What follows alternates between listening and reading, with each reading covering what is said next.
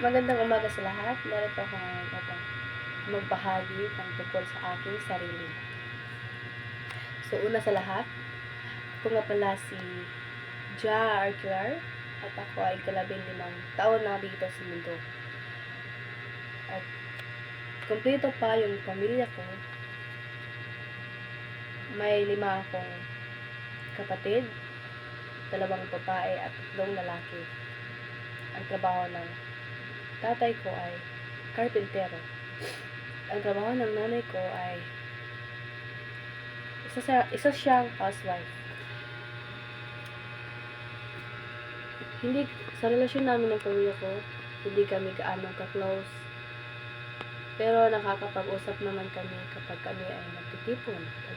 Minsan, kagaya na kapag kami ay kumakain o nanonood ng TV. At pero naman, sakto lang dahil nakakakain naman kami na 3 beses sa isang araw at natutustusan naman yung mga pangangailangan namin.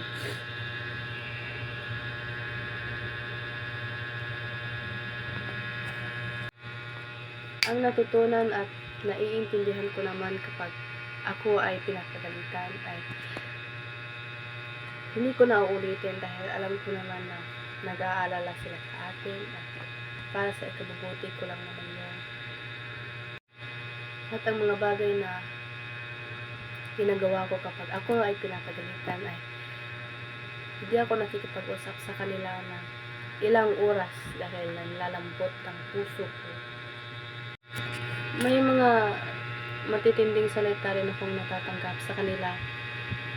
Ngunit naiintindihan ko naman dahil alam kong nadadala lang sila sa kanilang emosyon at galit. At yon ang mga sana hindi ka nalang pinanganak, wala kang silbi, ganun. Pero may natatanggap rin akong mga best advices sa kanila. At yon ay pag-aral lang mabuti, huwag sumuko sa buhay kung kaano pa kahirap ang problema na darating.